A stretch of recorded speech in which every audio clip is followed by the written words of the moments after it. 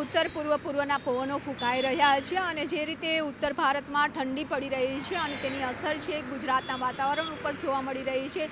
ગુજરાતમાં શીતલહેર ફરી વળતાની સાથે જ લઘુત્તમ તાપમાન છે તે ગગડ્યા અને 7 ડિગ્રીએ પહોંચી ગયું છે। રાજ્યમાં સૌથી ઠંડુ શહેર છે તે નલિયા નોંધાયું છે। નલિયાનું જે અત્યારે અપડેટ આવ્યું છે કે 7.5 ડિગ્રી લઘુત્તમ તાપમાન સાથે સૌથી ઠંડુ શહેર નોંધાયું છે। તો અન્ય શહેરોની જો વાત કરીએ તો અન્ય શહેરોમાં પણ 10 ડિગ્રીથી 13 ડિગ્રી વચ્ચે લઘુત્તમ તાપમાન છે તે નોંધાઈ રહ્યું છે અને ઠંડીનો અહેસાસ કરી રહ્યા છીએ। વહેલી સવારે તો કડકડતી ઠંડી પડતી હોય તેવું અહેસાસ થઈ રહ્યો છે અને તેનું કારણ છે કે પવનની ગતિ પણ તેજ છે। પંકજ, ખાસ કરીને વાત કરીએ કે અત્યારે જે ઉત્તર પૂર્વના પવનો તો કેટલા દિવસથી ફૂંકાઈ રહ્યા હતા તેમ છતાં ઠંડીનો અહેસાસ થતો નહોતો, પરંતુ અત્યારે જે રીતે ઠંડી પડી રહી છે તેમાં લઘુત્તમ તાપમાન તો 2 થી 3 ડિગ્રી સામાન્ય કરતાં નીચું નોંધાઈ રહ્યું છે, પરંતુ મહત્તમ તાપમાન પણ 2 થી 4 ડિગ્રી સુધી સામાન્ય કરતાં નીચું નોંધાયું છે અને જેના કારણે દિવસ દરમિયાન પણ ઠંડીનો અહેસાસ થઈ રહ્યો છે। ત્યારે હવામાન વિભાગનું અનુમાન છે કે આગામી 4 દિવસ તાપમાન યથાવત રહેશે અને ત્યારબાદ 2 થી 3 ડિગ્રી તાપમાનમાં વધારો થશે, એટલે કે 4 દિવસ ઠંડીથી કોઈ રાહત મળશે નહીં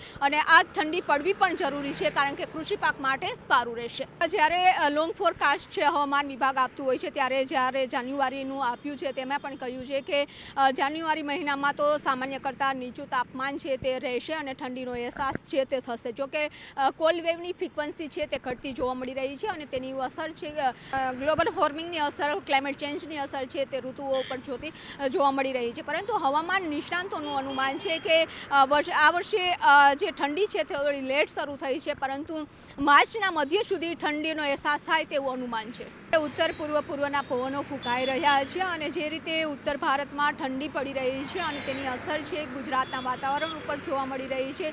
ગુજરાતમાં શીતલહેર ફરી વળતાની સાથે જ લઘુત્તમ તાપમાન છે તે ગગડ્યા અને 7 ડિગ્રીએ પહોંચી ગયું છે।